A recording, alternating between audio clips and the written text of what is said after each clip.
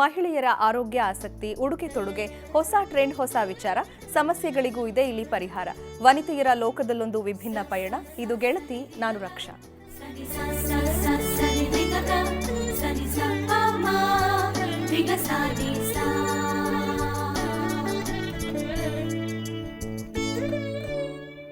ವೀಕ್ಷಕರೇ, ಇವತ್ತಿನ ನಮ್ಮ ಗೆಳತಿ ಕಾರ್ಯಕ್ರಮದಲ್ಲಿ ರೇಷ್ಮೆ ದಾರದಲ್ಲಿ ಯಾವ ರೀತಿ ಜ್ಯುವೆಲ್ರಿಯನ್ನು ಮಾಡಬಹುದು ಅನ್ನೋದನ್ನು ನಾವು ನಿಮಗೆ ತೋರಿಸ್ಕೊಡ್ತಾ ಇದ್ದೀವಿ.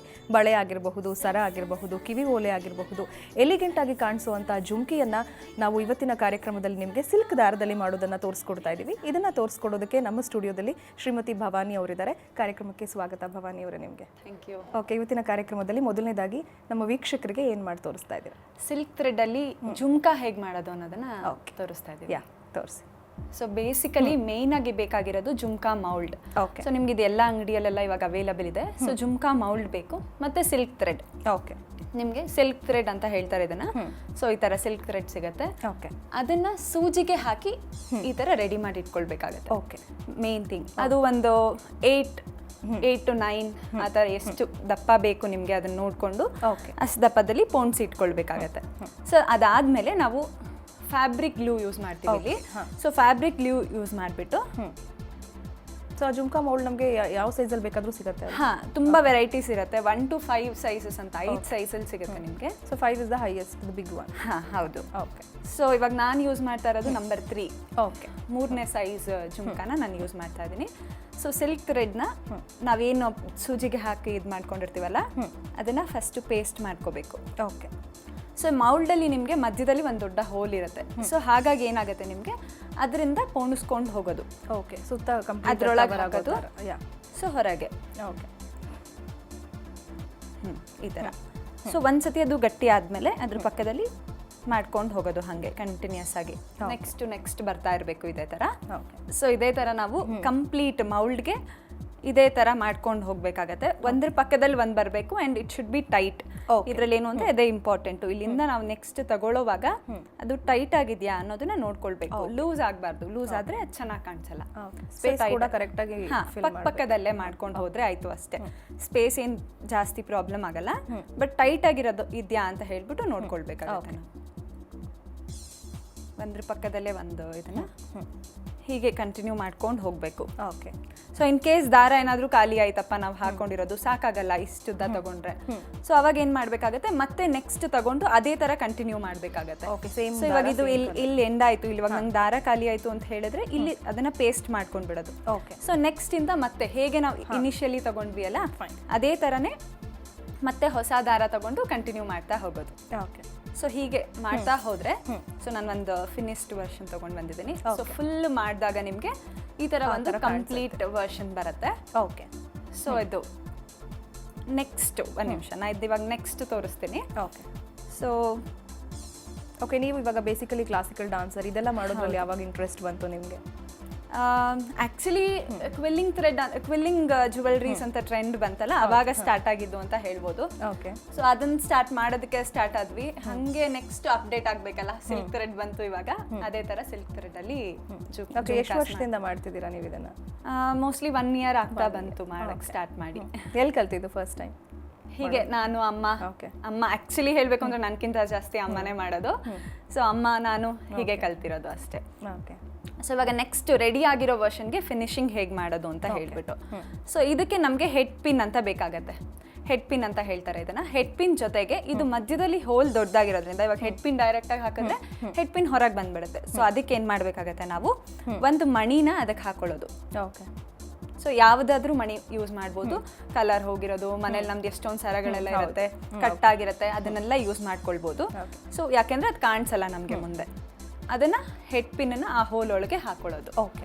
ಅದಾದ್ಮೇಲೆ ನಮಗೆ ಕ್ಯಾಪ್ಸ್ ಬರುತ್ತೆ. ಇದೆಲ್ಲ ಎಲ್ಲ ಕಡೆ ಸಿಗುತ್ತಾ? ಎಲ್ಲ ಕಡೆ ಸಿಗುತ್ತೆ. ಬಟ್ ಬೆಸ್ಟ್ ಎಲ್ಲಿ ನಿಮಗೆ ಅಂತ ಹೇಳಿದ್ರೆ Raja market is the best place to shop. Okay. ಇದೆಲ್ಲದು ನಿಮಗೆ ರೀಸನಬಲ್ ರೇಟಲ್ಲಿ ತುಂಬಾ ಚೆನ್ನಾಗಿರೋದು, ಒಳ್ಳೆ ಕ್ವಾಲಿಟಿದು ಸಿಗುತ್ತೆ ನಮಗೆ. ಹೌದು, ವೆರೈಟೀಸ್ ಎಲ್ಲ ತುಂಬಾ ವೆರೈಟೀಸ್ ಸಿಗುತ್ತೆ. ಸೊ ಇದು ಕ್ಯಾಪ್ ಅದಕ್ಕೆ ಯೂಸ್ ಮಾಡೋಂಥದ್ದು. ನಾನು ತಗೊಂಡು ಬಂದಿರೋಂಥ ಕ್ಯಾಪ್ ಇದು. ಸೊ ಇದಕ್ಕೇನು ಅಂತ ಹೇಳಿದ್ರೆ ಇವಾಗ ಆ ಏನು ಹೆಡ್ ಪಿನ್ ಇದೆ ಅದರೊಳಗೆ ನಾವು ಕ್ಯಾಪ್ ಹಾಕೋತಿದ್ದೀವಿ. ಓಕೆ. ಸೊ ಇದ್ರ ಮೇಲ್ಗಡೆ ಸ್ಟೋನ್ ಬಾಲ್ಸ್ನ ನಾನು ಯೂಸ್ ಮಾಡ್ತಾ ಇದ್ದೀವಿ. ಏನು ಬೇಕಾದರೂ ಯೂಸ್ ಮಾಡ್ಬೋದು. ಸ್ಟೋನ್ ಬಾಲ್ಸು, ಗೋಲ್ಡನ್ ಬಾಲ್ಸ್ ಯಾವ್ದು ಬೇಕಾದರೂ ಯೂಸ್ ಮಾಡ್ಬೋದು. ಪರ್ಲ್ಸ್ ಕೂಡ ಯೂಸ್ ಮಾಡ್ಬೋದಲ್ವಾ? ಹಾಂ, ಪರ್ಲು ಯಾವುದು ಅದು ನಮ್ಮ ಇದಕ್ಕೆ ಇಂಟ್ರೆಸ್ಟ್ ಅಥವಾ ನಾವು ಹೇಗೆ ಮಾಡ್ಕೊಳ್ತೀವಿ ಅನ್ನೋದ್ರ ಮೇಲೆ ಡಿಪೆಂಡ್ ಆಗುತ್ತೆ. ಸೊ ಅದಾದಮೇಲೆ ಇದಕ್ಕೆ ನಮಗೆ ಮೇನ್ ಆಗಿ ಬೇಕಾಗಿರೋದು ಕಟ್ಟರ್ ಆ್ಯಂಡ್ ಬೆಂಡರ್. ಸೊ ಕಟ್ಟರಲ್ಲಿ ಇವಾಗ ಆ ಹೆಡ್ ಪಿನ್ ನಮಗೆ ಎಷ್ಟು ಬೇಕೋ ಅಷ್ಟು ಮಾತ್ರ ಇಟ್ಕೊಂಡು ಉಳಿದಿರೋದನ್ನ ಕಟ್ ಮಾಡ್ಕೊಳ್ಬೇಕಾಗತ್ತೆ. ಓಕೆ. ಸೊ ನೀವು ಕ್ಲಾಸಸ್ ಏನಾದರೂ ತಗೋತಾ ಇದ್ದೀರಾ, ಹೇಳ್ಕೊಡ್ತಾ ಇದ್ದೀರಾ ಸಿಲ್ಕ್ ಜ್ಯುವೆಲ್ರಿ ಮಾಡೋದು ಹೇಗೆ? ಹೌದು, ತಗೋತಿದ್ದೀನಿ, ನಾನು ಕ್ಲಾಸಸ್ ಮಾಡ್ತಿದ್ದೀನಿ. ಓಕೆ. ಸೊ ಇವಾಗ ಬೆಂಡರಲ್ಲಿ ಅದನ್ನು ನೀಟಾಗಿ ಬೆಂಡ್ ಮಾಡಬೇಕಾಗತ್ತೆ. ಸೊ ನಾನು ಇದಕ್ಕೆ ಇವಾಗ ಒಂದು ಆ್ಯಂಟಿಕ್ ಸ್ಟಡ್ ತೊಗೊಂಡು ಬಂದಿದ್ದೇನೆ. ಸೊ ಮೇಲ್ಗಡೆ ಸ್ಟಡ್ ಯೂಸ್ ಮಾಡ್ಬೋದು ಅಥವಾ ಹ್ಯಾಂಗಿಂಗ್ ಹುಕ್ಸ್ ಯೂಸ್ ಮಾಡ್ಬೋದು, ರಿಂಗ್ ತುಂಬ ವೆರೈಟೀಸಲ್ಲಿ ಮಾಡ್ಕೊಳ್ಬೋದು. ಅಟ್ ಪ್ರೆಸೆಂಟ್ ನಾನು ಒಂದು ಆ್ಯಂಟಿಕ್ ಸ್ಟಡ್ ತೊಗೊಂಡು ಬಂದಿದ್ದೀನಿ. ಸೊ ಅದಕ್ಕೆ ಅಲ್ಲಿ ಹೋಲ್ ಇರೋದ್ರಿಂದ ಆ್ಯಂಟಿಕ್ ಸ್ಟಡ್ಡಲ್ಲಿ ಸೊ ಇದನ್ನ ಇವಾಗ ಬೆಂಡ್ ಮಾಡಿರ್ತೀವಲ್ಲ, ಅರ್ಧ ಬೆಂಡ್ ಮಾಡಿ ಅದರೊಳಗೆ ಹಾಕೊಳ್ಳೋದು, ಫಿಕ್ಸ್ ಮಾಡಬೇಕು. ಓಕೆ, ಫಿಕ್ಸ್ ಮಾಡಿಕೊಂಡು ನೆಕ್ಸ್ಟ್ ಕಂಪ್ಲೀಟಾಗಿ ಅದನ್ನು ಲಾಕ್ ಮಾಡಿಬಿಡೋದು. ಓಕೆ. ಬಟ್ ಇಲ್ಲಿ ಲಾಕ್ ಮಾಡ್ತಾ ಏನು ಅಂತ ಹೇಳಿದ್ರೆ ಸ್ವಲ್ಪ ನೀಟಾಗಿ ಮಾಡ್ಕೋಬೇಕು, ಅದು ಲೂಸ್ ಆಗಬಾರ್ದು, ಹಾಗೆಲ್ಲ ಆಗಬಾರ್ದು. ಸೊ ಆವಾಗ ನಿಮಗೆ ಈ ಥರ ಒಂದು ಫಿನಿಶ್ಡ್ ವರ್ಷನ್ ಸಿಗುತ್ತೆ. ಓಕೆ. ಸೊ ನಮ್ಗೆ ಎಷ್ಟು ಗ್ರ್ಯಾಂಡ್ ಬೇಕೋ ಅಷ್ಟು ಗ್ರ್ಯಾಂಡ್ ಆಗೋದನ್ನ ಅಷ್ಟು ಗ್ರ್ಯಾಂಡ್ ಆಗಿ ಡೆಕೋರೇಟ್ ಮಾಡ್ಕೊಳ್ಬೋದು. ಅದು ನಿಮಗೆ ವೆರೈಟೀಸಲ್ಲಿ ಸಿಗುತ್ತೆ, ಕಲರ್ಸ್ ಸಿಗುತ್ತೆ, ಬೇರೆ ಬೇರೆ ಕಲರ್ ಸ್ಟೋನ್ ಸಿಗುತ್ತೆ, ಪರ್ಲ್ ಸಿಗುತ್ತೆ. ಆ್ಯಂಡ್ ಇದು ತುಂಬ ಲೈಟ್ ವೆಯ್ಟ್ ಕೂಡ ಇರೋದ್ರಿಂದ ಭಾರ ಅನ್ಸಲ್ಲ, ಹಾಕೊಂಡು ಭಾರ ಅನ್ಸಲ್ಲ, ಜಾಸ್ತಿ ಹೊತ್ತು ನಾವು ಆರಾಮಾಗಿ ಕ್ಯಾರಿ ಮಾಡ್ಬೋದು ಅದನ್ನು. ಇವಾಗ ನಾನು ಸ್ಟೋನ್ ಹಾಕಿದ್ದೀನಿ, ಜುಮ್ಕಾ ರೆಡಿ ಆಗಿದೆ ನಮಗೆ. Okay. So silk thread jhumka ready. Okay. So next ಇವಾಗ ಇದೇ ಸಿಲ್ಕ್ ಥ್ರೆಡ್ ಅಲ್ಲೇನೆ ನಾವು ಬ್ಯಾಂಗಲ್ ಹೇಗೆ ಮಾಡೋದು? Bangle. Okay, fine. Same silk ಥ್ರೆಡ್ನ, ಬಟ್ ಇಲ್ಲಿ ಬ್ಯಾಂಗಲ್ ಮಾಡುವಾಗ ಏನಾಗುತ್ತೆ ಅಂತ ಹೇಳಿದ್ರೆ ಸ್ವಲ್ಪ ಜಾಸ್ತಿ ತಿಕ್ಕಾಗಿ ಥ್ರೆಡ್ ತಗೊಳ್ಬೇಕಾಗತ್ತೆ. ಅಂಡ್ ಇದಕ್ಕೆ ನಮಗೆ ಸೂಜಿ ಬೇಕಾಗಲ್ಲ, ನಾವಿಲ್ಲಿ ಸೂಜಿ ಯೂಸ್ ಮಾಡ್ತಾ ಇಲ್ಲ. ಸೊ ಎಲ್ಲ ಸಿಲ್ಕ್ ಥ್ರೆಡ್ನ ಜಾಸ್ತಿ ಒಟ್ಟಿಗೆ ತಗೊಂಡು ಅದಕ್ಕೆ ಸ್ವಲ್ಪ ಸ್ಟಾರ್ಟಿಂಗ್ ಅಲ್ಲಿ ಗ್ಲೂ ಯೂಸ್ ಮಾಡಿಬಿಟ್ಟು ಅದನ್ನ ಪೇಸ್ಟ್ ಮಾಡ್ಕೊಳ್ಬೇಕು. ನೆಕ್ಸ್ಟ್ ಇಲ್ಲಿ ಬ್ಯಾಂಗಲ್ಸ್. ಆಕ್ಚುಲಿ ಬ್ಯಾಂಗಲ್ಸ್ ಏನು ಅಂತ ಹೇಳಿದ್ರೆ ಈ ಮೆಟಲ್ ಬ್ಯಾಂಗಲ್ಸ್ ಯೂಶಲಿ ನಾವು ಮ್ಯಾಚಿಂಗ್ ಅಂತ ತಗೊಂಡಿರ್ತೀವಿ, ಸ್ವಲ್ಪ ದಿನ ಆದ್ಮೇಲೆ ಕಲರ್ ಹೋಗಿರುತ್ತೆ.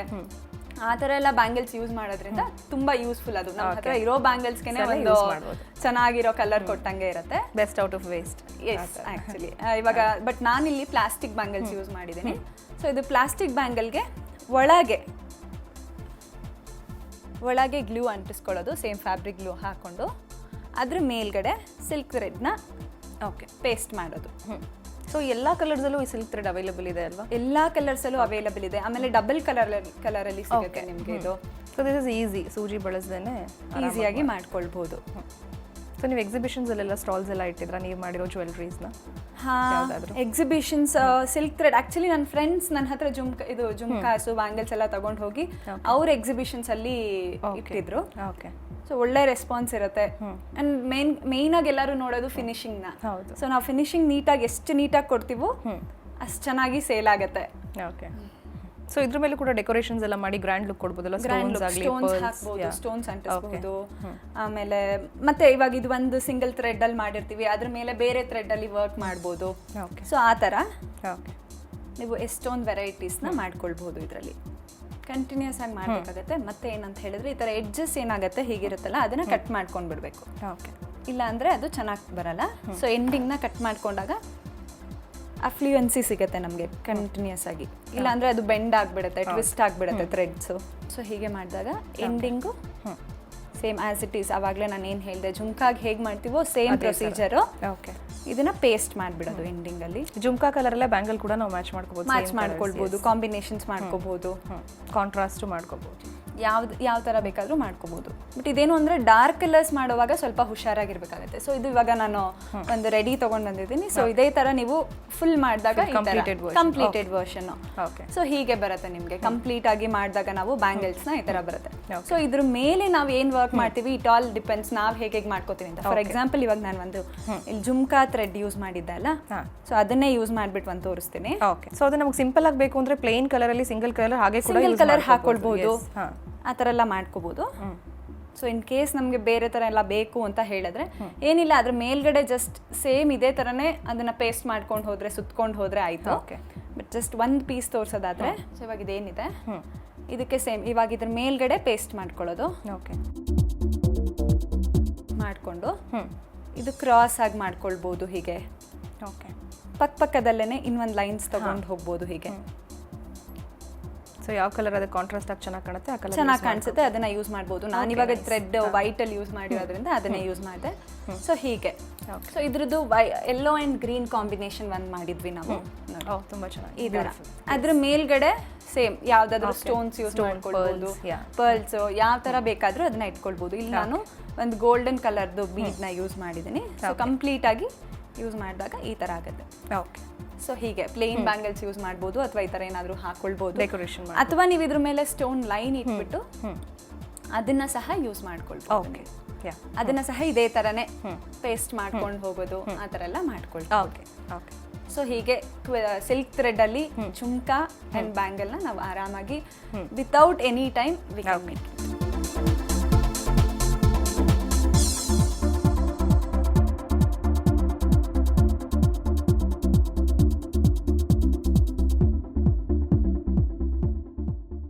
ಓಕೆ ಭವಾನಿ ಅವರೇ, ಸಿಲ್ಕ್ ಥ್ರೆಡಲ್ಲಿ ತುಂಬ ಬ್ಯೂಟಿಫುಲ್ ಆಗಿರೋ ಬ್ಯಾಂಗಲ್ ಮತ್ತು ಜುಮ್ಕಾಸ್ ಮಾಡಿ ತೋರಿಸಿದ್ರಿ. ವೀಕ್ಷಕರೇ, ಇನ್ನೂ ಸರ ಕೂಡ ಮಾಡೋದು ಬಾಕಿ ಇದೆ, ಆದರೆ ಅದಕ್ಕೂ ಮೊದಲು ಒಂದು ಸ್ಮಾಲ್ ಬ್ರೇಕ್.